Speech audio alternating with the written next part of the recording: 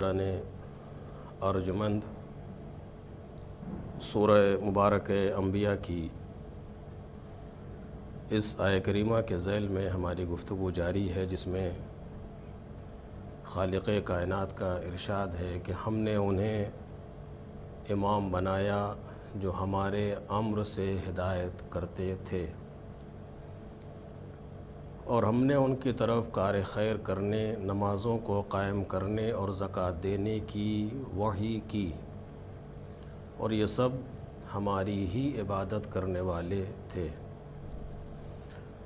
اس آیہ کریمہ کے توسط سے جو موضوع زیر بحث ہے وہ ہے معرفت امام، اور آج ہماری گفتگو کا یہ تیسرا مرحلہ ہے۔ کل تک کی گفتگو اس منزل پر ہو رہی تھی کہ معرفت کا صحیح تصور کیا ہے۔ عرض کیا گیا کہ معرفت ہمیشہ با اثر ہوتی ہے۔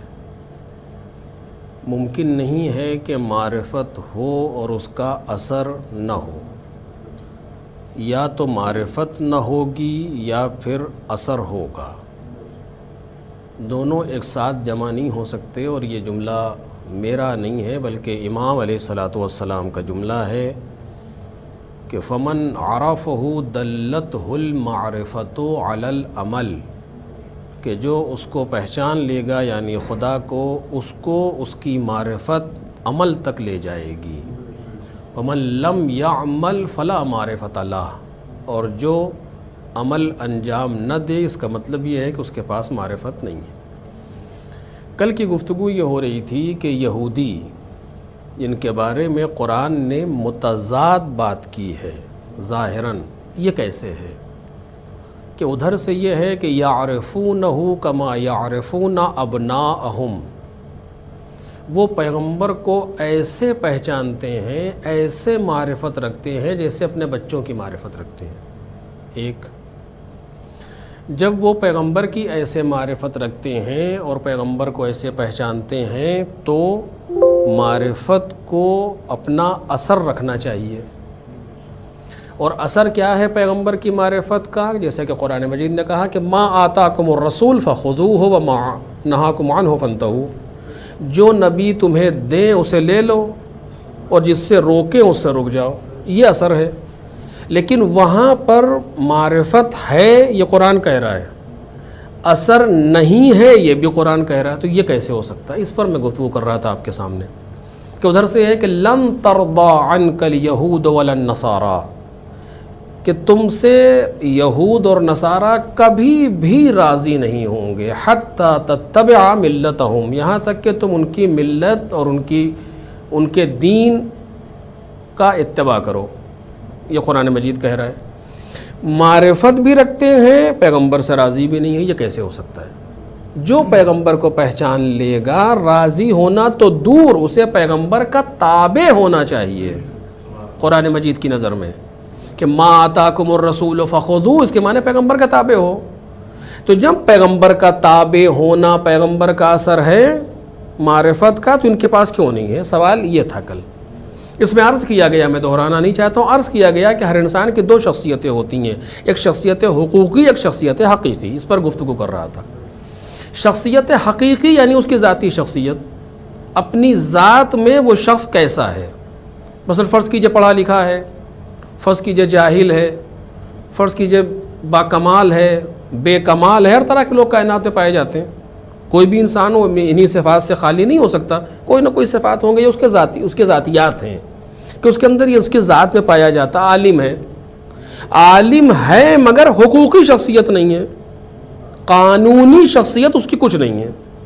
اس نے پڑھ لیا، پوسٹ گریجویٹ ہے، مثلا ڈاکٹریٹ ہے، پی ایچ ڈی کر لی، لیکن قانونی حیثیت کچھ نہیں ہے، گھر میں بیٹھا ہوا ہے۔ ذاتی اعتبار سے پڑھا لکھا ہے لیکن حقوقی اعتبار سے کچھ نہیں ہے۔ یہ ایک کیفیت ہے۔ ایک کیفیت اس کے بالکل برعکس ہے کہ ذاتی اعتبار سے کچھ نہیں ہے، بالکل پڑھا لکھا نہیں ہے، تھوڑا بہت معمولی 2-4 کلاس، لیکن حقوقی اعتبار سے کسی مقام پر پہنچ گیا، الیکشن لڑ گیا، MLA ہو گیا، منسٹر ہو گیا، یہ ہو گیا، وہ ہو گیا، کچھ بھی ہو گیا، اب اس کی حقوقی اور قانونی شخصیت بہت بلند ہو گئی، لیکن اپنی ذاتی شخصیت کچھ نہیں ہے. ایسا بھی ہوتا ہے.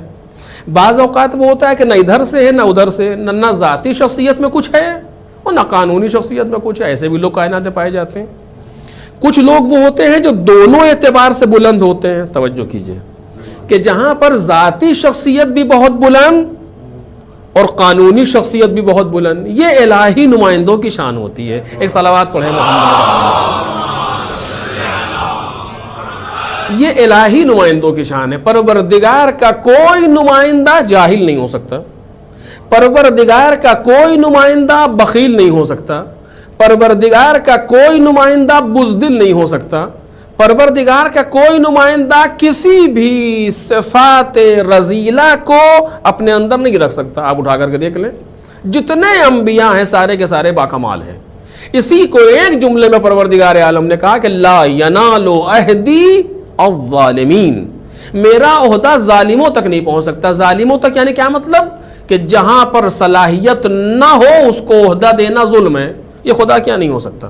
سوال ہی نہیں پیدا ہوتا کہ کوئی نبی بے صلاحیت کچھ نہیں جانتا اسے نبی بنا دیا جائے. یہ نہیں ہو سکتا، یہ ممکن ہی نہیں ہے.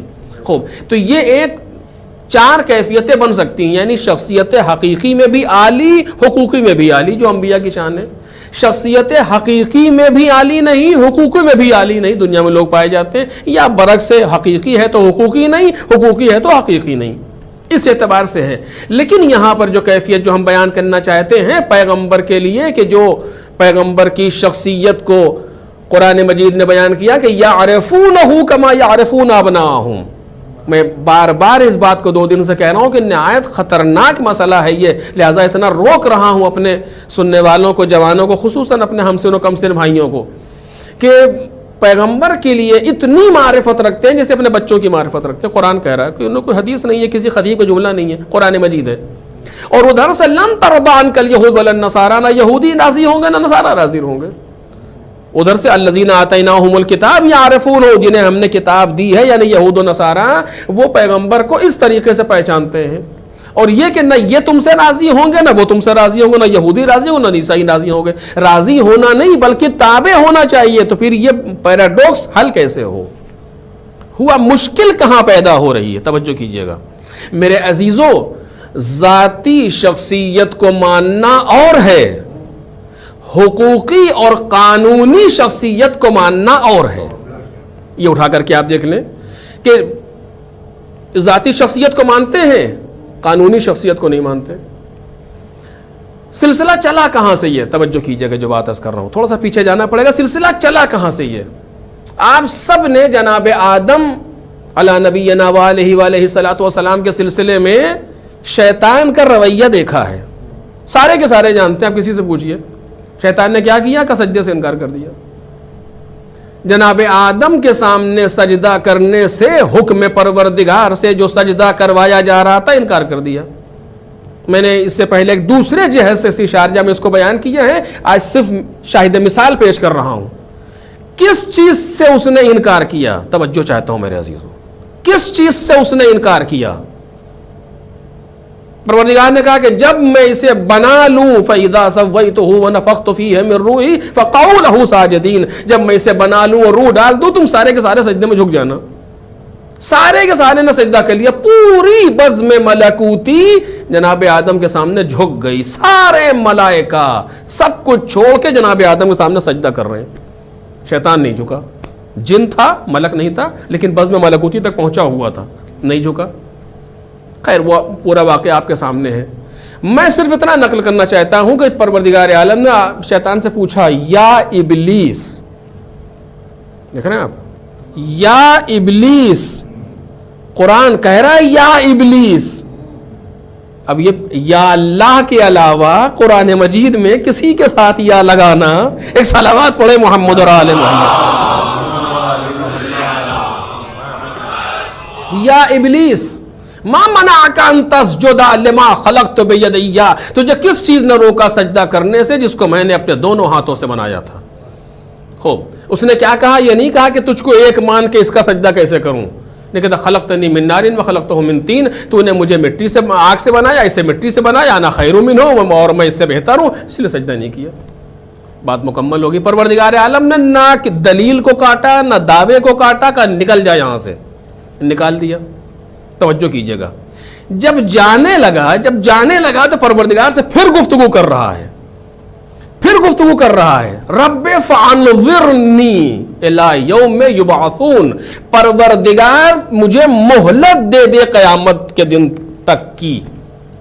پروردگار نے کہا ٹھیک ہے، انک من المنذرین الی یوم الوقت المعلوم، قیامت تک تو نہیں لیکن وقت معلوم تک کی تجھے مہلت دے دی گئی، درست۔ اب یہاں پر توجہ کیجئے گا، دو لفظ شیطان نے کہیں، ایک کہا خلقتنی من نار، تو نے مجھے آگ سے خلق کیا، وخلقتہ من طین، تو نے اسے مٹی سے پیدا کیا، ایک۔ اور دوسری چیز کیا کہی؟ رب فانظرنی، پروردگار تو مجھے مہلت دے دے، یعنی خالق بھی مان رہا ہے خدا کو، رب بھی مان رہا ہے خدا کو۔ میں نے ایک مرتبہ اسی کو دوسرے جہت سے پیش کیا تھا، اسے بیان کرنا مقصود نہیں ہے۔ خالق بھی مان رہا ہے خدا کو، رب بھی مان رہا ہے خدا کو۔ خالق ہونا حقوقی شخصیت نہیں ہے، حقیقی شخصیت ہے، یعنی پروردگار خالق ہے، اس کائنات میں خود خالق ہے، پروردگار رب ہے، مدبر ہے کائنات ہے، پوری کائنات کا مینجمنٹ جس کے پاس ہے، دونوں کو تسلیم کر رہا ہے۔ لیکن کس چیز کو نہیں مان رہا؟ پروردگار کی حقوقی شخصیت کو۔ توجہ کریں، اسی نے کہا تھا نا کہ جب میں اسے بنا لوں فقعوا لہ ساجدین، تو سجدے میں جھک جانا حکم تھا، آرڈر تھا، اس کو نہیں مانا اس نے۔ یعنی جو قانون خدا نے بنایا ہے اس قانون کو اس نے تسلیم نہیں کیا، یعنی خدا کی حقوقی شخصیت، قانونی شخصیت کہ وہ رب ہے، اس کو حکم دینے کا حق ہے، اس کو نہیں مان رہا، کہہ رہا بس میں وہی مانوں گا جو میری سمجھ میں آ جائے۔ یعنی مزاج شیطانی پہچانا آپ نے کہ حقیقت سے انکار نہیں کر رہا، خالق بھی تو ہے، رب بھی تو ہے، لیکن مانوں گا وہی جو میری سمجھ میں آئے۔ ایک صلوات پڑھے محمد اور آل محمد۔ مان بھی وہی رہا ہے جو میری سمجھ میں آئے۔ جتنا نہ کتنے سجدے اس نے کیے، سجدے سے اس کو انکار تھوڑی تھا، پتہ نہیں کتنے سجدے کیے، شاید کوئی ایسا حصہ نہیں بچا جہاں اس نے سجدہ نہ کیا لیکن اس کا سجدہ نہیں کر رہا، چونکہ وہی کروں گا جو میری سمجھ میں آ رہا ہوگا۔ یہ نہیں ہے کہ جو تو کہہ رہا ہے میں اسے مان لوں، نہیں، جو میری سمجھ میں آ رہا ہے وہ کر رہا ہے شیطان۔ پہچانا آپ نے کہ حقیقی شخصیت کو مان رہا ہے، قانونی شخصیت کو نہیں مان رہا۔ یہی مزاج کفار میں آگے بڑھا۔ آپ قرآن مجید اس کو بیان کیا، خوب بیان کیا۔ پیغمبر آپ ذرا ان سے پوچھئے، مَن يَرْزُقُكُم مِّنَ السَّمَاوَاتِ وَالْأَرْضِ، کون ہے جو تمہیں رزق دیتا ہے زمین و آسمان سے؟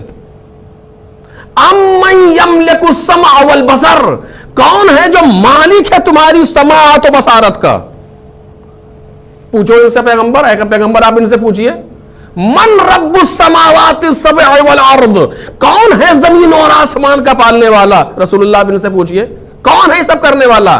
سیقولون اللہ، فسیقولون اللہ، یہ کہیں گے کہ اللہ ہے جو یہ کر رہا ہے، یعنی اللہ رزق کو دے رہا ہے، اللہ زمین و آسمان کے پروردگار ہیں، اللہ ہمارے جسم کا مالک ہے، یہ سب مان رہے ہیں لیکن حکم نہیں مان رہے، اس کا قانونی شخصیت کو تسلیم نہیں کر رہے کہ پروردگار جو حکم دے وہ ہمیں کرنا چاہیے، وہ نہیں مان رہے۔ بات واضح ہو گئی۔ پیغمبر کی جب بات آتی ہے تو یہی پیغمبر کے یہاں بھی ہے، پیغمبر کو صادق بھی مانتے ہیں، پیغمبر کو امین بھی مانتے ہیں، رسول نہیں مان رہے پیغمبر کو۔ توجہ کر رہے ہیں کہ وہاں بھی شخصیت حقیقی سے انکار نہیں ہے، شخصیت حقوقی سے انکار ہو رہا ہے۔ پیغمبر کو کوئی ان پر کسی طرح کا کوئی عیب نہیں لگا پا رہے پیغمبر پر، پیغمبر آپ سچے ہیں، پیغمبر آپ امین ہیں، پیغمبر آپ سب کچھ ہیں، لیکن رسول نہیں مان رہے، ہم آپ کو حقوقی شخصیت نہیں مان رہے۔ یہی مولا کائنات کے ساتھ ہے، یہی مولا کائنات کے ساتھ ہے۔ علی ابن ابی طالب کے کمالات سے نہ مکے میں کسی کو انکار تھا نہ مدینہ میں کسی کو انکار تھا، سارے علی کو باکمال مانتے تھے، لیکن امام نہیں مان رہے، امام تسلیم نہیں کر رہے مولا کائنات کو۔ کیوں؟ آج بھی وہی کیفیت ہے، بعض جگہوں پر آج بھی وہی کیفیت ہے۔ جب میں یہ کہہ رہا ہوں تو ضروری نہیں کہ میں ادھر دیکھوں، بلکہ ادھر دیکھنا چاہیے کہ کہیں ایسا نہ ہو کہ ہمارے یہاں بھی وہی کیفیت ہو۔ توجہ کیجئے گا جو بات عرض کر رہا ہوں کہ یہاں بھی وہی چیز پائی جا رہی ہو۔ اور یہاں بھی وہی کیفیت ہو جو وہاں پائی جا رہی ہے کہ سب کچھ تسلیم کر رہے ہیں، امام نہیں مان رہے. امام نہیں مان رہے یعنی کیا مطلب؟ ہم تو امام مانتے ہیں. کہا جی نہیں، صرف یہ کہہ دینا کہ ہم امام مانتے ہیں ایک مسئلہ ہے. توجہ کیجئے، پیغمبر کو ایسے پہچانتے ہیں جیسے بچوں کو پہچانتے ہیں. قرآن مجید کہہ رہا ہے یعرفونہ، میں 2 دن سے اس کو آپ کے سامنے پیش کر رہا ہوں، یعرفونہ کما یعرفون ابناءہم، ایسے پہچانتے ہیں کہ جیسے اپنے بچوں کو پہچانتے ہیں. مولا کائنات کو بھی ایسے پہچانتے تھے کہ جیسے اپنے بچوں کو پہچانتے تھے. اتنی معرفت رکھتے تھے. پھر مشکل کیا ہے کہ اثر نہیں پیدا ہو رہا معرفت کا. پھر کہاں پر مشکل پائی جا رہی ہے کہ معرفت کا اثر نہیں آ رہا؟ اسی بات کو عرض کرنا چاہتا ہوں بس آخر کلام میں بات مکمل ہو جائے. چونکہ جب بچوں کی طرح مانیں گے تو معرفت کا اثر نہیں آئے گا.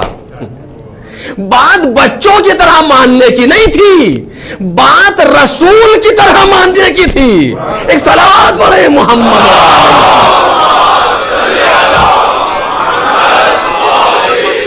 بات بچوں کی طرح ماننے کی نہیں ہے، بات رسول کی طرح ماننے کی ہے. وہ معرفت جو اثر رکھے گی وہ حقوقی معرفت ہوگی کہ تم انہیں رسول تسلیم کرو. ورنہ پہچاننے کو سبھی پہچانتے ہیں. ہم بھی جانتے ہیں کہ مولا کائنات جناب ابو طالب کے بیٹے ہیں، جناب فاطمہ بنت اسد کے بیٹے ہیں، پیغمبر کے چچا زاد بھائی ہیں، جناب سیدہ کے شوہر. کون نہیں جانتا مولا کائنات کو؟ لیکن مولا کائنات کو اس طریقے سے شجاع ماننا، با کمال ماننا، سخی ماننا، یتیم پرور ماننا، بیوہ کا سہارا ماننا، یہ ایک مسئلہ ہے. علی ابن ابی طالب کو امام ماننا دوسرا مسئلہ ہے. یہ ضروری نہیں ہے کہ ادھر دیکھیں، اس طرف بھی یہی کیفیت ہو سکتی ہے. آج علی بن ابی طالب کو شجاع ماننے والے مجھ جیسے لوگ موجود ہیں. آج علی بن ابی طالب کو صاحب علم ماننے والے مجھ جیسے لوگ موجود ہیں. آج علی بن ابی طالب کو صاحب ذوالفقار ماننے والے مجھ جیسے لوگ موجود ہیں. لیکن ان چیزوں کا ماننا کافی نہیں ہے، علی کو امام ماننا ضروری ہے. جو معرفت اثر رکھے گی یا جس معرفت کا تقاضا کیا جا رہا ہے وہ معرفت یہ معرفت نہیں ہے، وہ معرفت حقوقی معرفت ہے. اصل میں اگر حقیقی معرفت سے گزر کے کوئی حقوقی معرفت تک نہ پہنچ سکے تو پھر فائدہ کیا ہے؟ حقیقی معرفت سے اگر حقوقی معرفت تک نہ آئے. یہ آپ نے سمجھیے کہ میں خطابت کر رہا ہوں، یہ جملے ہیں جو عرض کرنا چاہتا ہوں. جناب امام حسین سلام اللہ علیہ جو میں نے پہلی ایک صلوات پڑھے محمد اور آل محمد، جس حدیث کو میں نے پہلی تقریر بیان کیا کہ آپ نے فرمایا کہ ان اللہ عز وجل ذکر ما خلق العباد الا لیعرفوہ. پروردگار عالم نے بندوں کو نہیں پیدا کیا مگر اس لیے کہ بندے اسے پہچانے. فَإِذَا عَرَفُوهُ عَبَدُوهُ فَإِذَا عَبَدُوهُ اسْتَغْنُوا بِعِبَادَتِهِ عَنْ عِبَادَةِ مَا سِوَاهُ. جب اسے پہچان لیں گے تو اس کی عبادت کریں گے، جب اس کی عبادت کریں گے تو پھر دوسروں کی عبادت سے بے نیاز ہو جائیں گے. درست. یہاں تک جب بات آئی تو ایک شخص کھڑا ہوا، اس نے پوچھا کہ ابن رسول اللہ بِأَبِي أَنْتَ وَأُمِّي، اے فرزند رسول میرے ماں باپ آپ پر قربان ہو جائے. فما معرفت اللہ، اللہ کی معرفت کیا ہے؟ تو امام نے کہا معرفت اہل کل زمان امامہم، ہر زمانے کے لوگوں کا اپنے امام کو پہچاننا خدا کی معرفت ہے. یہ میں کئی مرتبہ کہہ چکا اور اسی اشرے میں بھی کئی مرتبہ تکرار کر چکا ہوں، لیکن ایک جہد سے اس بات کو دیکھیے. یہاں تک امام نے بیان کیا، یہاں تک میں نے اس سے پہلے بیان کیا ہے. جو بات آج کہہ رہا ہوں اس سے پہلے نہیں بیان کی کہ امام نے فرمایا کہ معرفت اہل کل زمان امامہم، اپنے زمانے کا پہچاننا، اپنے زمانے کے امام کا پہچاننا خدا کا پہچاننا ہے. کون امام؟ الذی یجب علیہم طاعتہ، وہ امام کے جس کی اطاعت ان پر واجب ہے. توجہ کریں، یہ کیا چیز ہے؟ یہ امام کی صفت بیان ہو رہی الذی کے ساتھ کہ امام کو اس صفت کے ساتھ مانتے ہو کہ اس کی اطاعت واجب ہے. امام کو شجاع ماننا یہ ایک مسئلہ ہے، امام کو سخی ماننا یہ ایک مسئلہ ہے، امام کو با کمال ماننا یہ ایک مسئلہ ہے، امام کو اس طریقے کے صفات میں تسلیم کرنا یہ ایک مسئلہ ہے. لیکن وہ معرفت جو امامت کا تقاضا ہے وہ معرفت ہے کہ ان کی اطاعت ہم پر واجب ہے. ایک صلوات پڑھ دے محمد اور آل محمد. وہ اطاعت ہے، وہ معرفت ہے. یہودیوں کے یہاں جو معرفت پائی جاتی تھی وہ رسالت کی معرفت نہیں تھی، وہ اپنے بچوں کی طرح پہچانتے تھے. یعرفونہ کما یعرفون ابناءہم، تو جب بچوں کی طرح پہچانیں گے تو پھر بچوں کی طرح کی معرفت ہوگی، اور بچوں کی طرح کی معرفت کا اثر ہوگا کہ نہ وہاں کوئی اثر نہ یہاں کوئی اثر. ان کو بچوں کی طرح پہچاننا نہیں ہے, ان کو امام کی طرح پہچاننا ہے. ضرورت تھی کہ یعرفونہ کما یعرفون امامہم ہوتا, کہ ایسے پہچانتے جیسے اپنے امام کو پہچانا جائے. امام کو پہچاننے کے معنی کیا ہے کہ الذی یجب علیہم طاعتہ, امام کی صفت یہ ہے کہ امام کی اطاعت واجب ہے لوگوں پر. اب اگر یہاں تک بات آ جائے گی تو مسئلہ آسان ہو جائے گا کہ امام کی معرفت کا اثر کیا ہے کہ امام کی اطاعت ظاہر ہوگی. بس میں اس پر آ کر کے روکنا چاہتا ہوں تاکہ پھر کل سے صفات جو باقی رہ گئے ہیں ان پر گفتگو کروں, جو 10 صفتیں جو عرض کی تھیں. یہ چیپٹر, یہ باب یہاں پر آج ختم ہو جائے کہ امام کی معرفت کا اثر کیا ہے کہ الذی یجب علیہم طاعتہ. یہ وہ معرفت کا اثر ہے جو سرکار سید الشہداء بیان کر رہے ہیں کہ معرفت یعنی ان پر امام کی اطاعت واجب ہے. امام کی معرفت کا اثر یعنی امام کو واجب الاطاعت تسلیم کرنا کہ یہ واجب الاطاعت ہے. اب توجہ کیجئے گا, یہاں پر اگر بات ہے بہت زیادہ یہاں بیان کا زمینہ فراہم ہے کہ جسے بیان کیا جائے, لیکن میں اپنے حد تک صرف بیان کروں گا.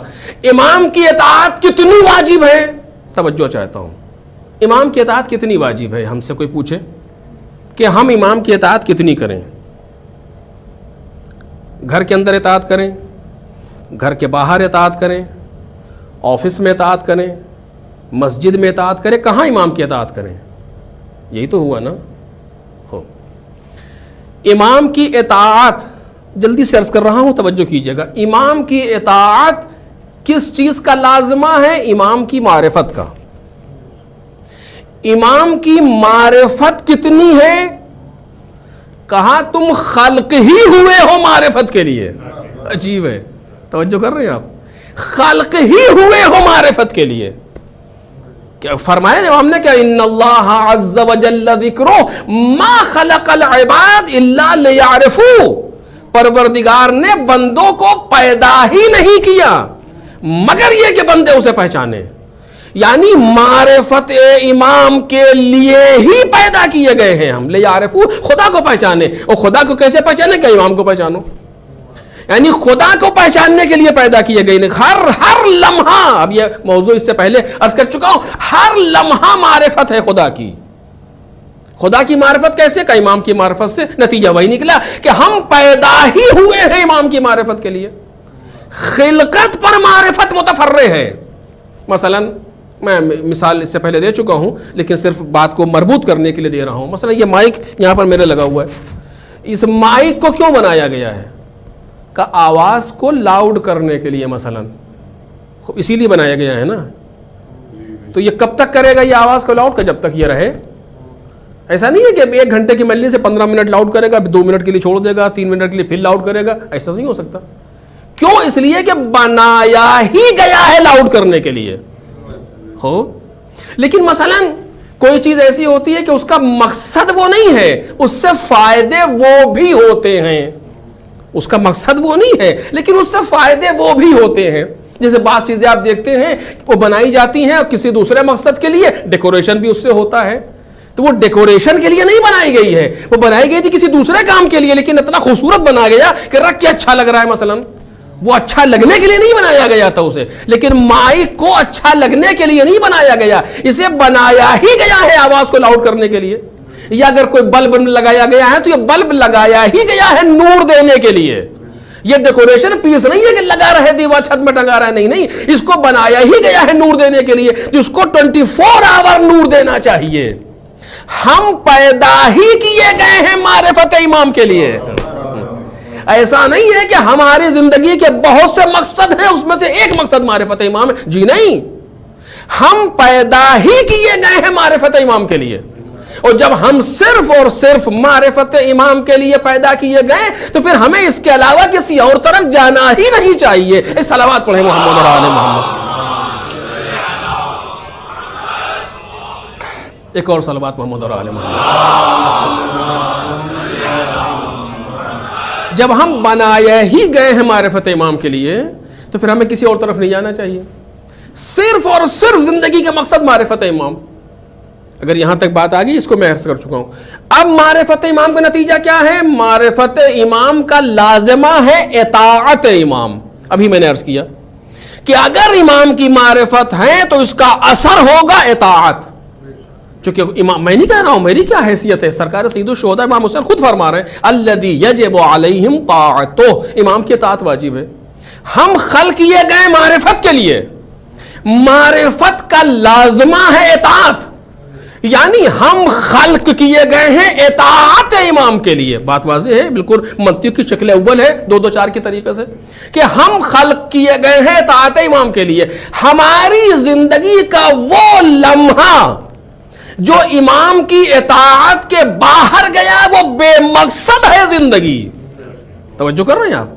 جو زندگی کا مرحلہ ہمارا اطاعت امام کے باہر چلا جائے وہ زندگی بیہودہ ہے ہماری. چونکہ ہم بالکل اسی طریقے سے ہے کہ جیسے کوئی بلب خاموش ہو جائے مثلا، یا اس کو آف ہو جائے، یا کوئی مائک ہے خراب ہو جائے، تو وہ اتنا جو خراب ہوا ہے وہ بیہودہ ہے، وہ اس کو نہیں ہونا چاہیے تھا مثلا. یہ اسی طریقے سے اگر ہم کسی لمحے میں اطاعت امام کے باہر جا رہے ہیں، یعنی وہ ہماری زندگی بے مقصد کہلائے گی. یہی محاسبہ ہے، اسی کا پروردگار حساب لے گا، اسی پر جنت ملنے والی ہے، اسی پر جہنم ملنے والا ہے، سب اسی پر ہونے والا ہے. اب سمجھ میں آیا جو مولا پیغمبر نے کہا تھا مولا کائنات کے لیے، یا علی انت میزان الاعمال، اے علی تم میزان اعمال ہو، اعمال کی ترازو ہو. اگر تم سے کسی نے ذرہ برابر بھی ادھر ادھر کنارہ کشی کی، اس کی زندگی بے مقصد ہو جائے گی. ایک صلوات پڑھ دے محمد اور آل محمد. اب جب یہاں تک بات پہنچ گئی تو اس کا مطلب یہ ہے کہ ہماری زندگی میں کوئی لمحہ ہمارا اپنا نہیں بچا. جسے کہتے ہیں نا پرائیویٹ لائف، ذاتی زندگی، یہ حصہ ہی ختم ہو گیا، ہے ہی نہیں. جو بھی ہے وہ امام کی اطاعت. اگر ہم نے کہیں پر بھی ذرہ برابر بھی اطاعت سے اپنے آپ کو پیچھے ہٹایا، اس کے معنی وہ زندگی ہماری بیہودہ ہے، وہ زندگی ہماری بیکار ہے. ہم مجلس پڑھ رہے ہیں، امام کی اطاعت. ہم سفر کر رہے ہیں، امام کی اطاعت. ہم مرثیہ پڑھ رہے ہیں، امام کی اطاعت. ہم نوحہ پڑھ رہے ہیں، امام کی اطاعت. ہم ماتم کر رہے ہیں، امام کی اطاعت. ہم بول رہے ہیں، امام کی اطاعت نہیں، ہم خاموش ہیں، امام کی اطاعت. ایک صلوات پڑھیں محمد اور آل محمد. آپ نے دیکھا کہ بہت سی جگہوں پر اس طرح سے ہوا ہے. میں یہاں پر عرض کرنا نہیں چاہتا، لیکن صرف اشارتاً عرض کر رہا ہوں کہ مولا کائنات کے ہاتھ میں رسی باندھ کر کے لوگ لے گئے. جناب ابو ذر کو غصہ آیا تلوار کے سب، سلمان نے روکا، یا ابو ذر ٹھہرو، اگر موقع آتا تو علی خود بولتے. یعنی بولنا بھی ان کی مرضی سے، چپ رہنا بھی ان کی مرضی سے. اب وہ تشخیص صحیح ہے یا غلط اس سے اس وقت بحث نہیں کر رہا ہوں، لیکن بالآخر سامنے والے کو اتنی توجہ ہونی چاہیے کہ ہمارا ہر عمل امام کی اطاعت کے لیے ہونا چاہیے. کچھ بھی ہو اس میں ایک لمحے کے لیے نہ ادھر جانے پائے نہ ادھر جانے پائے. بس میرے عزیزوں، میں بات کو آخری منزل تک لا کر کے ختم کرنا چاہ رہا ہوں اسی مقام پر کہ ہماری زندگی کا جو مقصد ہے وہ اطاعت امام. اب توجہ کیجئے، جب اطاعت امام زندگی کا مقصد ہو گیا تو ہماری زندگی میں جتنے نشیب و فراز آ رہے ہیں سب کو امام کو بیان کرنا چاہیے. توجہ کریں، تبھی تو ہوگا. جتنے بھی نشیب و فراز ہماری زندگی میں آ رہے ہیں وہ سب امام کے یہاں بیان ہونا چاہیے. مثلا قرآن مجید نے کہا کہ لقد کان لکم فی رسول اللہ اسوۃ حسنہ، پیغمبر کی سیرت تمہارے لیے نمونہ ہے، پیغمبر کی زندگی میں تمہارے لیے نمونہ ہے.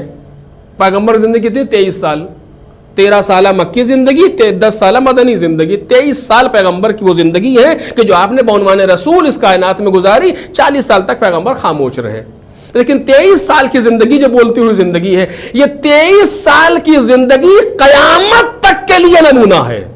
عجیب ہے، کتنا عجیب ہے کہ 23 سال کی زندگی اس زمانے کی جب انسان اونٹ پہ چلتا تھا، جب انسان گھوڑے پر سفر کرتا تھا، اس زمانے کی 23 سالہ زندگی قیامت تک کے لیے نمونہ ہے.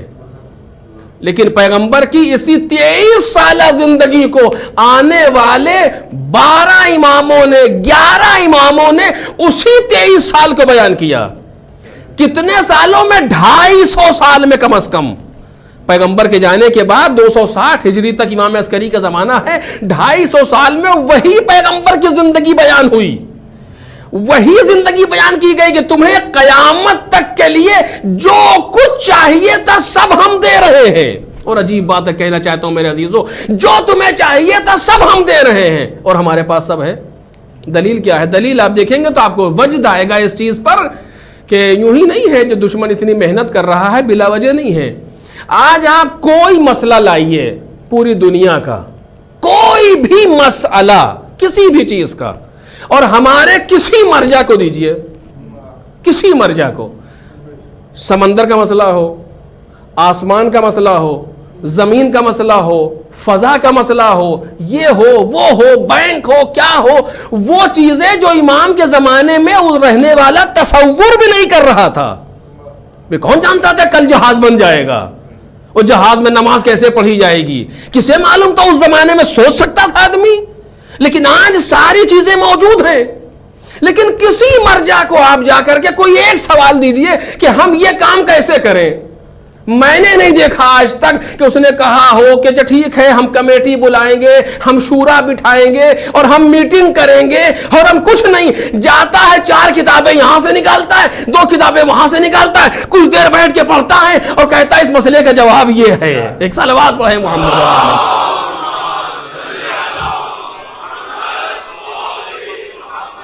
فوراً آ کر کہتا ہے اس کا جواب یہ ہے. یہ کیسے کہہ رہا ہے جواب یہ ہے؟ اور ادھر سے آپ جانتے ہیں, یہ بات میں نے اس سے پہلے بھی کہی ہے, آپ جانتے ہیں کوئی فقیہ ایک فتویٰ, زیادہ نہیں, ایک فتویٰ اپنی مرضی سے دے دے ٹھکانہ جہنم ہے. کوئی ایک فتویٰ اپنی رائے سے دے دے. ہمارے یہاں فتویٰ دینے میں رائے کو دخالت نہیں ہے. برادران اہل سنت کے ذاتی رائے بھی ایک معیار بنتا ہے, قیاس ایک معیار بنتا ہے. ہمارے قیاس حرام ہے, استحسان حرام ہے, رائے سے فتویٰ نہیں دیا جا سکتا. پھر کیسے دے گا کہ اس فتوے کے پشت پر یا کوئی آیت ہونی چاہیے, یا کوئی حدیث ہونی چاہیے, یا کوئی عقلی قاعدہ ہونا چاہیے. اور عقلی قاعدہ وہ ہماری اور آپ کی طرح کا نہیں, وہ عقلی قاعدہ جسے 2 2 4 یہ عقلی قاعدہ ہے, 5 ہو ہی نہیں سکتا. کوئی ایسا عقلی قاعدہ ہونا چاہیے تب کوئی فتویٰ دیا جائے گا. کوئی نہ کوئی حدیث, جب پوچھو اس کا یہ آپ نے فتویٰ کہاں سے دیا, کہ امام صادق کی فلاں حدیث سے. یہ فتویٰ آپ نے کہاں سے دیا, امام باقر کی فلاں حدیث سے. امام صادق کا زمانہ کب تھا, امام باقر کا زمانہ کب تھا, کہاں وہ زمانہ, کہاں یہ زمانہ. لیکن اللہ نے وہ نظر رکھنے والے لوگ کہ اتنا کچھ اس زمانے میں دے کے چلے گئے کہ آج جب کوئی بھی مسئلہ آتا ہے ہمارا فقیہ نہ ادھر دیکھتا ہے نہ ادھر دیکھتا ہے, بلکہ روایات میں دیکھتا ہے, مسائل کا جواب بیان کرتا ہے. ایک صلوات پڑھ دے محمد. کہ معرفت یعنی شخصیت حقوقی کو پہچاننا, بس اسی پر بات ختم ہوگی. شخصیت حقوقی کیا ہے؟ امام ہونا. ان کا امام ہونا یعنی کیا؟ واجب الاطاعہ ہونا. جتنا ہم اپنی زندگی میں امام کو اپنے اوپر واجب الاطاعہ تسلیم کریں گے اتنا ہی ہمارے مقام میں اضافہ ہوگا. صرف یہی معرفت ہے. اور اگر اس سے ہٹ جاتے ہیں تو پھر کچھ نہیں. وہاں آپ دیکھ لیجئے کتنے ماننے والے موجود تھے اس زمانے میں. کون سا اس, آج بھی آپ دیکھیں کتابیں بھری پڑی ہیں علی ابن ابی طالب کی تعریف سے. بحث تعریف کی نہیں ہے, بحث ان کو اچھا کہنے کی نہیں ہے, یہ تو ہیں ہی اچھے. بحث یہ ہے کہ آپ انہیں امام مانیں, بحث یہ ہے کہ آپ ان کی اطاعت کریں. بحث یہ ہے, پیغمبر کی تعریف کا مسئلہ نہیں تھا کائنات میں, سبھی تعریف کر رہے تھے. لیکن قرآن مجید نے ایک لفظ میں سب کاٹ دیا, ایک لفظ میں قرآن نے رکھ کر کے سب کاٹ دیا. کیا کہا؟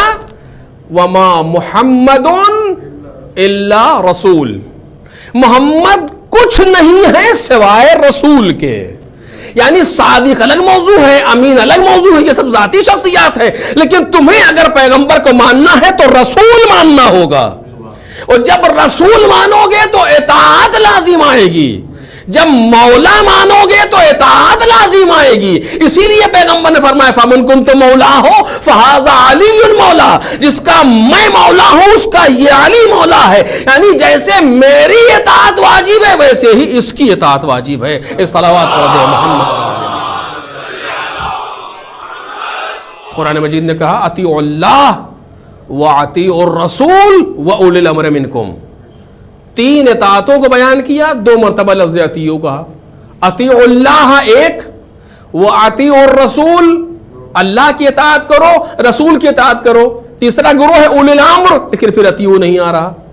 رسول کے ساتھ اولی الامر کو بیان کیا گیا تاکہ محسوس کرو کہ جیسی اطاعت رسول کی ہے ویسی ہی اطاعت اولی الامر کی ہے.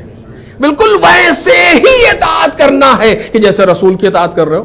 جو رسول کی اطاعت کا عالم کیا ہے؟ ما آتاکم الرسول فخذوہ, جو دے. کتنا بلینک چیک ہے پیغمبر کے سامنے. جو دے, تم کو اچھا لگے یا نہ لگے, تمہیں پسند آئے یا نہ آئے, تمہارے ماحول کے مطابق ہو یا نہ ہو, تمہاری مرضی کے مطابق ہو یا نہ ہو, جو پیغمبر دے ہمیں لینا ہے اگر اطاعت کرنی ہے. بالکل یہی کیفیت امام کی اطاعت میں ہے کہ جو امام دے اس کو لینا ہے. اگر لے لیا تو اس کے معنی کیا ہے؟ اطاعت. نہیں لیا تو طغیانی. اگر لے لیا تو یعنی اطاعت. اطاعت یعنی معرفت. معرفت یعنی مقصد زندگی مکمل ہو گیا جس کے لیے اس کائنات میں آئے تھے. بس عزیزو, اس کے آگے نہیں بڑھ سکوں گا. کل سے انشاءاللہ صفات اور گفتگو ہوگی کہ یہ ایک مرحلہ ہے معرفت کے لیے کہ ضروری ہے کہ ہم معرفت کو ان ذاتی کمالات سے نکال کے ان کے حقوقی کمالات پر لائیں. کہ جو امام نے خود کہا کہ اعرف اللہ باللہ, اللہ کو اللہ کی حیثیت سے پہچانو. والرسول بالرسالہ, اور رسول کو رسالت کی حیثیت سے پہچانو. اعرف یعنی رسول کو رسول مان کے پہچانو. اسی طریقے سے امام کو امام مان کے پہچانے. کہ آج اگر غیب میں رہنے والا ہمارا امام ہے تو بالآخر ہم سے چاہتا کیا ہے؟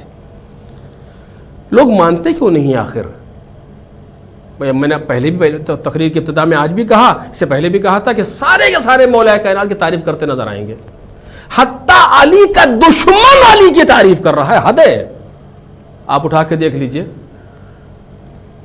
امیر شام مولا کائنات کی تعریف کر رہا ہے, امر عاص مولا کائنات کی تعریف کر رہا ہے. دوسرے کتنے دشمن مولا کی تعریف کرتے نظر آتے ہیں. امام نہیں مانتے, تعریف کریں گے. تعریف بحث نہیں ہے, سب نے کی ہے. کتنی کتابیں لکھی ہوئی ہیں آج دوسروں کی مولا کائنات کے لیے, تعریف کر رہے ہیں, لیکن علی ابن ابی طالب کو امام نہیں مان رہے. یہ کیا مصیبت ہے آخر؟ یہ کیا چیز ہے؟ یہ کون سا مزاج ہے؟ اس یہ بات ختم کر رہا ہوں. یہ کون سا مزاج ہے آخر؟ پریشانی کہاں آتی ہے؟ آج بھی آپ دیکھ لیجیے, آپ کہیں پر مولا کائنات کا جلسہ رکھیے, بلائیے لوگوں کو, ہر مسلک کا آدمی علی ابن ابی طالب کی تعریف کرے گا, امام نہیں مانے گا. یہ کیا چیز ہے آخر؟ کیوں ہے؟ جب اتنے ہی اچھے ہیں تو امام کیوں نہیں مان لیتے آپ آخر؟ لیکن یہی نہیں ہے. کیوں ہے مجھے نہیں معلوم, آپ اور اپنی بحث آپ جانے انسان. لیکن ایک مسئلہ یہ ہے کہ شخصیت حقیقی کو ماننے میں انسان آزاد رہتا ہے. توجہ کیجئے گا, بس اسی پہ بات ختم ہو رہی ہے. شخصیت حقیقی کو جب تک مانتا ہے آزاد رہتا ہے, اور جب شخصیت حقوقی کو مانتا ہے تو پابند ہو جاتا ہے. جب ذاتی شخصیت مانے گا تو آزاد ہے, آپ اچھے آدمی ہیں, ٹھیک ہے, میں بھی ٹھیک ہوں. لیکن جب قانونی شخصیت مان لی تو پابندی آئے گی. جب تک جج کو بیٹا مانے گا تو ٹھیک ہے, بیٹے کی بات ماننا ضروری تھوڑی ہے, لیکن جب بیٹے کو جج مان لیا تو اب جو لکھ دے گا ماننا پڑے گا. جب تک بیٹے کو بیٹا مانیں گے تو ہم تو اس کے آگے چلیں گے, میرا بیٹا ہے, ہم اس کی بات نہیں مانیں گے, ضروری نہیں کہ اس کی بات مانے نہ مانے. لیکن جب بیٹے کو امام جماعت مان لیا تو اس سے پہلے سجدہ نہیں کر سکتے, اس سے آگے نہیں بڑھ سکتے. سوال کلرز کی آپ کے سامنے سوال ہی نہیں پیدا ہوتا, کیونکہ آپ کو امام جماعت ہے. امام جماعت کے معنی پیچھے چلنا ہے, اس کے پہلے وہ رکوع میں جائے گا تب ہم رکوع میں جائیں گے, پہلے چلے گا تو نماز باطل ہو جائے گی, مثلا جماعت باطل ہو جائے گی کم از کم, ہے کہ نہیں ہے؟ تو جب تک شخصیت حقیقی ہو انسان آزاد ہے, مانے یا نہ مانے. لیکن جب شخصیت حقوقی آتی ہیں تو پھر پابندیاں لازم آتی ہیں.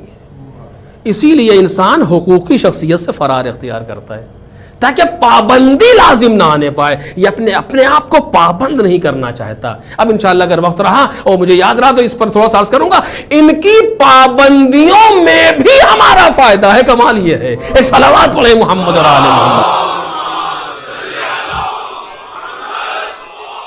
یہ وہ گھرانہ ہے کہ جس کی پابندیوں میں بھی ہمارا فائدہ ہے. کیسے؟ اگر وقت رہا تو انشاءاللہ کبھی عرض کروں گا. جتنا ہم ان کے سامنے آزاد رہیں گے آپ یقین جانیے ہمارا نقصان ہے, اور جتنا ہم ان کے سامنے پابند ہوں گے آپ یقین جانیے ہمارا اپنا فائدہ ہے. ان کا کوئی فائدہ نہیں. یہ جو بھی فرد ہے یہ ان کا کوئی فائدہ نہیں ہے. فائدہ سارا ہمارا ہے اگر ہم ان کے سامنے پابند ہیں. اور کیسے؟ آپ دیکھیں سرکار سید الشہداء جب مکے سے کربلا کی طرف چلے ہیں تو راستے میں بہت سے واقعات پیش آئے. مدینے سے مکے آنے میں کوئی ایسے خاص واقعات نظر نہیں آتے, لیکن مکے سے کربلا آنے میں بہت سے واقعات پیش آئے, کیونکہ سفر بھی لمبا ہے اور اس میں واقعات بھی پیش آئے امام کے ساتھ. میں دو ایک واقعات آنے والی تقاریر میں عرض کروں گا. آج ایک واقعہ آپ کے سامنے اور اسی پر گفتگو اپنی انتہا پر پہنچ رہی. امام ہیں, امام کی اطاعت واجب ہے. خوب اس کے معنی امام کی زندگی میں ہمارا ہر رخ موجود ہوگا کہیں نہ کہیں. اب یہ خود ایک اتنا بڑا موضوع ہے کہ اس پر انسان ایک ایک لفظ پر گفتگو کرے پھر اس پر بحثیں ہیں. چونکہ امام آپ دیکھیں نا, کیسے عرض کروں, امام زمان سلام اللہ علیہ کے لیے ایک صلوات پڑھیں محمد اور آل محمد. آپ فرماتے ہیں کہ انا غیر محملین لمراعاتکم ولا ناسین لذکرکم, ہم تمہاری حفاظت سے غافل نہیں ہوتے, ہم تمہاری یاد کو بھلاتے نہیں ہیں. اگر ایسا نہ ہوتا تو تم پر بلائیں نازل ہوتی. لولا ذالک لنزل بکم اللعوا واصطلمکم الاعداء, اور دشمن تمہیں جڑ سے اکھاڑ کے پھینک دیتے. یہ امام کے جملے ہیں. ہم تمہیں بھولتے نہیں ہیں. اللہ, کہاں ملے گا ایسا امام, کہاں ملیں گے ایسے لوگ جو ہم سے زیادہ ہماری فکر کرتے ہیں. دیکھ رہے ہیں آپ, سرکار سید الشہداء مکے سے آ رہے ہیں. ایک جگہ پر امام نے حکم دیا اپنے مشکیزے پانی سے بھر لو. امام نے حکم دیا. کیوں, کیا؟ لیکن اب وہ لوگ بچے ہیں جو کیوں کہنے والے نہیں ہیں امام کے سامنے. وہ سب چھٹ گئے. جو چوں چرا کرتے تھے امام کے سامنے وہ چھٹ چکے ہیں لوگ. اب وہ لوگ آ رہے ہیں جو امام کے تابع ہیں. امام کہہ رہے ہیں اپنے سارے مشکیزے پانی سے بھر لو, کوئی ایسا ظرف نہ بچے جس میں پانی نہ ہو. امام کے جملے ہیں. سارے جتنے مشکیزیں ہیں, جو پانی کی چیزیں ہیں, سب کو پر کر لو پانی سے.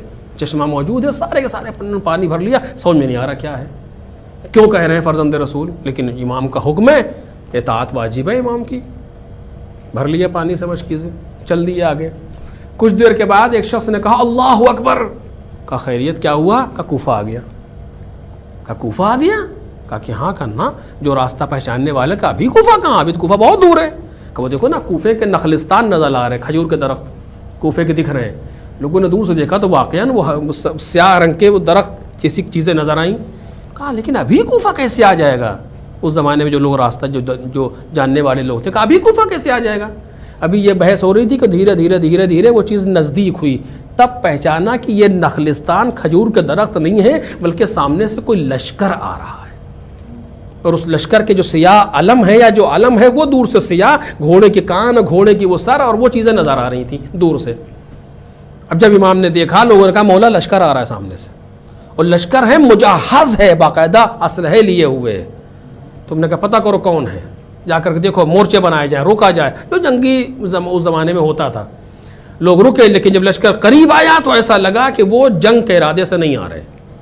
اور جب یہ لشکر قریب آیا تو کیا دیکھا کہ ہر کا لشکر ہے, اور سارے کے سارے پیاسے ہیں. امام نے کہا فوراً جلدی سے مشکیزوں کے دہانے کھول دو, سب کو پانی پلاؤ, حتیٰ جانوروں کو پانی پلاؤ. آپ دیکھ رہے ہیں پیاسے یہ آ رہے تھے, فکر امام کو تھی. اب آخر میں جملہ عرض کروں گا آپ کے سامنے, پیاسے یہ آ رہے ہیں, فکر امام کو ہے, پانی پہلے سے بھر کے لے کر کے چلے ہیں. دشمن ہیں آنے والے، پانی نہ دیجیے، خود بخود مر جائیں گے کچھ دیر میں۔ یہ کہا نہیں، یہی تو نہیں ہو سکتا، یہ ہمارے دشمن ہیں، ہم ان کے دشمن نہیں ہیں، ہم تو ان کی ہدایت کے لیے اس کائنات میں آئے ہیں۔ پانی پلایا گیا۔ راوی کہتا ہے کہ میں اتنا زیادہ پیاسا تھا کہ پیاس سے میری اتنی حالت غیر تھی کہ جب پانی مجھ تک آیا ہے تو میں پی نہیں پا رہا تھا۔ کہ حسین ابن علی نے آ کر کے مجھے سہارا دے کے اپنے ہاتھ سے پانی پلایا ہے۔ اللہ، اسے کہتے ہیں امام کا خود قریب آئے ہیں اور اپنے ہاتھ سے مجھے پانی پلایا ہے۔ سب کو سیراب کیا حسین ابن علی نے، سب کو پانی پلایا۔ جب پانی پی چکے تب پتا چلا کہ کیوں آئے ہیں۔ کہ کچھ نہیں، مجھ سے صرف اتنا کہا گیا ہے کہ جہاں حسین سے ملاقات ہو جائے ان سے دور نہ ہونا، ان کے ساتھ ساتھ چلنا یہاں تک کہ دوسرا حکم آ جائے۔ کہا ٹھیک ہے۔ کتنے کا لشکر ہے؟ 1000 لوگ ہیں، 1000 کی فوج کا سپہ سالار ہے، اور حر ابن یزید ریاحی امام کے ساتھ ساتھ چل رہا ہے، الگ نہیں ہو رہا امام سے۔ امام کے ساتھ کتنے لوگ ہیں؟ وہی 70-72 جو آپ سنتے چلے ہیں، یا کچھ کم و زیادہ اس سے۔ امام کے ساتھ چلتے رہے۔ ایک جگہ پر نماز کا وقت آیا تو امام نے تقریر کی اور کہا حر تم اپنے لشکر کے ساتھ نماز پڑھو۔ اپنے لشکر کے ساتھ نماز پڑھتے ہیں۔ کہا نہیں، یہ نہیں ہو سکتا، آپ نماز پڑھائیے، ہم آپ کی اقتدا کریں۔ اللہ، اتنی ابھی انسانیت یہ چیز باقی تھی حر کے اندر۔ امام نے نماز پڑھائی، پھر امام نے تقریر کی۔ کہا دیکھو ہم تمہارے بلانے سے آئے ہیں، ورنہ ہم اپنے سے نہیں آئے ہیں، تم نے بلایا ہے تو ہم آئے ہیں۔ امام نے کہا، حر نے کہا ہم نے نہیں بلایا آپ کو، ہمیں پتہ نہیں اس کے بارے میں۔ امام نے یہ حکم دیا، ایک بوری خطوط لا کے ڈھیر کر دیے گئے حر کے سامنے کہ یہ خطوط کہ تم لوگوں نے، کوفے والوں نے لکھا ہے، یہ سارے خطوط ہیں جن کی وجہ سے ہم آئے ہیں۔ حر نے کہا ہم اس خط لکھنے والوں میں نہیں ہیں۔ امام نے کہا اگر تمہیں پسند نہیں تم چلے جاتے۔ حر نے کہا ہم سے بحث نہیں نا، ہمارا آپ کے ساتھ جنگ کا ارادہ ہے، ہم آپ کے ساتھ چلیں گے۔ پھر آگے بڑھے، پھر گفتگو شروع ہوئی کچھ دیر کے بعد۔ گھوڑے پہ بیٹھے ہوئے ہیں حر بھی اور امام بھی، گفتگو ہو رہی ہے۔ امام نے کہا اگر تم کو پسند نہیں ہے ہمارا آنا تو ہم موڑ کے گھوڑے کو واپس جانا چاہتے ہیں۔ بس اتنا سننا تھا کہ حر نے لجام فرس کو پکڑ لیا کہ ہم آپ کو واپس نہیں جانے دیں گے۔ بس یہ سننا تھا کہ امام نے حر کی آنکھوں میں آنکھیں ڈالی۔ سکلت کا ام کا حر ماتوری، اے حر تیری ماں تیرے ماتم بیٹھے، تو کیا چاہتا ہے؟ جیسے ہی اتنا کہا تو حر نے سر جھکا دیا۔ کہا حسین اگر عرب میں کسی نے ایسے موقع پر میری ماں کا تذکرہ کیا ہوتا تو میں پلٹ کے اس کی ماں کا ذکر کرتا، لیکن کیا کروں کہ آپ کی ماں سیدہ ہے، میں سوائے خیر کے ان کا ذکر نہیں کر سکتا۔ بس یہ گفتگو ہوئی تھی، اس کے بعد تھوڑا سا وقت لگا، گھوڑا آگے چلتا رہا۔ اچانک امام حسین کے گھوڑے نے قدم روک۔ امام حسین نے دیکھا گھوڑا ٹھہر گیا۔ پوچھا اس زمین کا نام کیا ہے؟ کہا مولا اسے نینوا کہتے ہیں۔ کہا اور کوئی نام؟ کا شط فرات کہتے ہیں۔ کہا اور کوئی نام؟ کا غازریہ کہتے ہیں۔ کہا اور کوئی نام؟ کسی نے کہا مولا اسے کرب و بلا کہتے ہیں۔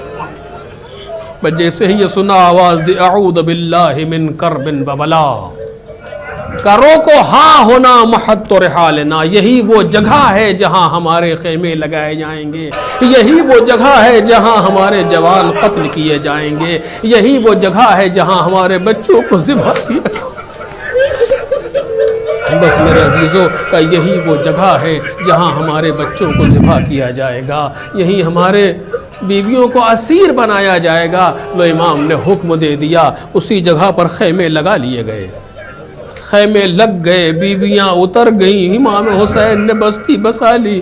وہ جنگل جس میں 7 دن کی 8 دن کی بستی حسین ابن علی نے بسائی، اور اس کے بعد حسین ابن علی کربلا کی سرزمین پر ساکن ہو گئے۔ دھیرے دھیرے یزیدی فوجیں اور آنا شروع ہوئیں، یہاں تک کہ وہ موقع آیا کہ جب حسین ابن علی چاروں طرف سے فوجوں میں گھرنے لگے، اور وہ وقت آیا عزیزو، وہ وقت آیا کہ امام حسین چاروں طرف سے فوجوں میں گھر گئے۔ یہ کام کب ہوا؟ 9 محرم کو۔ بس میں بات کو تمام کر رہا ہوں۔ 9 محرم کو یہ عالم ہوا، ایسا لگ رہا تھا کہ 9 محرم کی عصر کو فوجیں حملہ کر۔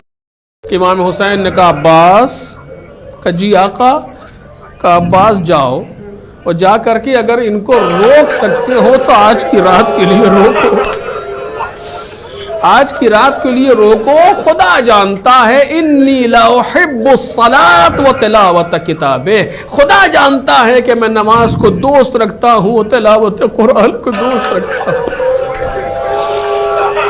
آج کی رات کے لیے ان کو روکو۔ جناب عباس سلام اللہ علیہ نے جا کر کے گفتگو کی، ایک دن اور ایک رات کے لیے جنگ ٹل گئی۔ اب نہ پوچھو کہ شب عاشور کی کیفیت کیا ہے، اب نہ پوچھئے کہ شب عاشور کا عالم کیا ہے۔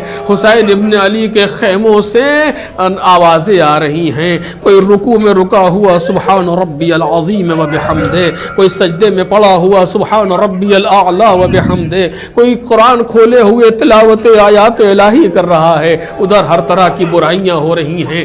اسی عالم میں ایک کیفیت یہاں ہے جو طاری ہے، ایک کیفیت وہاں ہے جو طاری ہے۔ یہاں حسین ابن علی کسی کے منتظر ہیں، وہاں کوئی مضطرب ہے، وہاں کوئی مضطرب ہے۔ راوی کہتا ہے میں نے دیکھا کہ حر کا بدن کانپ رہا تھا، یعنی مذاق نہیں ہے، حر کا بدن تھر تھرا رہا تھا۔ میں قریب گیا، میں نے کہا حر اگر مجھ سے کوئی پوچھتا کہ کوفے میں سب سے زیادہ بہادر کون ہے، میں تیرا نام لیتا، یہ کیا کیفیت ہے تیری؟ اتنی چھوٹی سی فوج کے سامنے تو اس طریقے سے گھبرا رہا ہے۔ حر نے کہا تم نے پانی پیا ہے؟ کہاں؟ کہ اپنے گھوڑے کو پانی پلایا ہے؟ کہاں؟ کہ نہ پلایا ہو تو جا کے پلا لو۔ کہ مجھے ایسا لگا کہ حر میری بات کا جواب نہیں دینا چاہتے، پھر میں ہمت نہیں کر سکا کچھ آگے بولنے کے لیے، میں چلا گیا۔ حر اسی عالم میں ٹہل رہے ہیں، غلام آیا کہ مولا دسترخوان لگ گیا، کھانا حاضر ہے، کوئی جواب نہیں دیا۔ پھر کہا، غلام کا ہاتھ پکڑا، لے کر کے کچھ دور چلے، کہ ادھر کچھ سن رہے ہو کیا ہو رہا ہے؟ کہاں آوازیں آ رہی ہیں، ذکر الہی کی آوازیں ہیں، تلاوت قرآن کی آوازیں۔ کہا ادھر کیا ہو رہا ہے؟ کہ ادھر کوئی جوا، کوئی شراب، کوئی دوسری بدکاریوں میں۔ کہا سن، ایسے عالم میں میں اپنے آپ کو جنت و جہنم کے درمیان پا رہا ہوں۔ جب تک شخصیت حقیقی تھی بات دوسری تھی، لیکن جب شخصیت حقوقی کی کیفیت آئی تو اب اطاعت لازم آ گئی۔ اب حر اطاعت کے میدان میں آ گئے کہ میں اپنے آپ کو جنت و جہنم کے درمیان پا رہا ہوں۔ کہا پھر کیا ہے؟ کہ صبح ہونے دے۔ سپیدہ سحر نمودار ہوا، صبح کی منزل آئی۔ بعض روایات کے مطابق حر نماز صبح کے بعد آئے ہیں، بعض کے مطابق نماز صبح سے پہلے آئے۔ آنے کے بعد عمر سعد کے سامنے آئے اور آواز دی کیا ارادہ ہے؟ کیا جنگ ہوگی؟ کہاں جنگ ہوگی، اور ایسی جنگ ہوگی کہ جہاں جس کا معمولی حصہ ہاتھ و پیر کٹنا ہو۔ کہ اگر ایسا ہے، یہ کہہ کر کے حر نے گھوڑے کو موڑا، موڑ کے چلے۔ بھائی ملا، کہاں جا رہے ہو بھیا؟ کہ حسین ابن علی کی طرف۔ کہ ہم بھی ساتھ چلیں گے؟ کہا آؤ۔ بیٹا بابا کدھر؟ کہ مولا کی طرف۔ کہ ہم بھی ساتھ چلیں گے؟ کہا آؤ۔ غلام بھی ساتھ ہے، ایک چھوٹا سا کارواں لیے ہوئے آ رہے۔ کسی نے کہا مولا حر آ رہا ہے۔ کہ جاؤ جاؤ استقبال کرو۔ اللہ رے مہمان نواز گھرانہ، کتنا کریم ہے یہ گھرانہ۔ حر قریب آئے، امام حسین گھوڑے پر بیٹھے ہوئے ہیں۔ حر نے آ کر کے پیر پکڑ لیے، آواز دی مولا حلی من التوبہ، کیا میرے لیے توبہ کا دروازہ کھلا؟ کیا میرے لیے توبہ ہے؟ مولا نے بازو تھام کے اٹھایا، کون ہو؟ یعنی اس طرح کا برتاؤ کر رہے ہیں کہ حر کہیں شرمندہ نہ ہو جائے۔ کہا حر میں نے بھی معاف کیا، میرے پروردگار نے معاف کیا۔ حر نے کہا مولا مجھے اتنی اجازت دے دے کہ میں سیدانیوں سے معافی مانگ لوں، یہ روایت میں نے مقتل میں دیکھی لہذا پڑھ رہا ہوں۔ کہ اتنی اجازت دے دے۔ امام حسین نے اجازت دی۔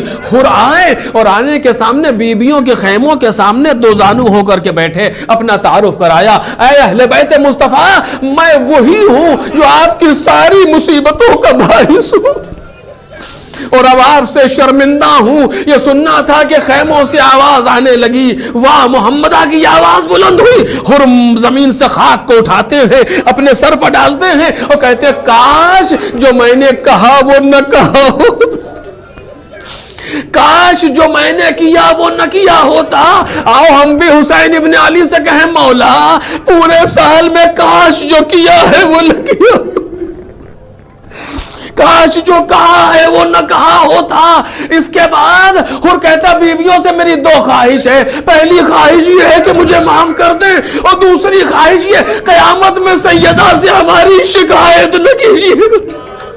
خیموں سے رونے کی آوازیں بلند ہو گئی اور خیموں کے سامنے سے اٹھے، آئے مولا کے سامنے، کہا مولا سب سے پہلے میں نے آپ سے ملاقات کی تھی اور آپ سب سے پہلے میں جاننا چاہتا ہوں۔ علماء نے لکھا کہ جنگ تن بتن کے لیے سب سے پہلے حر نکلے ہیں میدان میں۔ بس عزیزو حر میدان کی طرف چلے، رجس پڑھتے ہوئے چلے۔ حسین ابن علی نے ایک لمحے کے لیے بھی حر کو نہیں روکا۔ بہت سے لوگوں کو حسین نے بہت دیر تک روکا، اجازت نہیں دی، لیکن حر کو نہیں روکا۔ اے مولا یہ تو ابھی آیا ہے، اسے کچھ دیر کے لیے روک لیں۔ عجب نہیں، حسین آواز دے میں نے معاف تو کر دیا، لیکن حر کا احساس شرمندگی اسے جینے نہیں دیتا۔ میں گوارا نہیں کر سکتا کہ میرا مہمان دیر تک شرمندہ رہے۔ حسین میدان میں حر میدان میں آئے، خوب لڑے، زخموں سے چور ہو کر کے حر گھوڑے سے گرے، پیاسے نہ تھے، بھوکے نہ تھے، خوب جنگ کی، گرتے گرتے آواز دی، مولا کو سلام کیا۔ امام حسین حر کے جنازے پر آئے۔ بس عزیزوں مجلس تمام ہو گئی، حر کے جنازے پر آئے، آ کر کے حر کا سر اپنے زانوں پر رکھ لیا، سارا غم بھول گئے۔ حسین ابن علی ساری چیزوں کو بھلا دیا۔ حر دیکھ رہے، ہائے میرا سر حسین ابن علی کے زانوں پر ہے۔ حر کی پیشانی پر تیر لگا تھا جس سے خون بہ رہا تھا، ایک رومال نکالا، حر کی پیشانی پر باندھا۔ عجب نہیں، حسین ابن علی شکریہ کہہ رہے ہیں حر کا، اور اس موقع پر پھر کہا صدقت امک یا حر اذ سمت کا حرہ انت الحر فی الدنیا والآخرہ۔ اے حر تیری ماں کتنی سچی تھی جس نے تیرا نام حر رکھا، تو دنیا میں بھی آزاد ہے، تو آخرت میں بھی آزاد ہے۔ اس موقع پر پھر حسین نے حر کی ماں کو یاد کیا۔ عجب نہیں کہنا چاہ رہے ہوں، اے حر اگر پہلے میں نے تمہاری ماں کا ذکر کیا تھا، تمہاری ہدایت کے لیے کیا تھا، ارے دل پر لے کے نہ جانا، میں پھر تیری ماں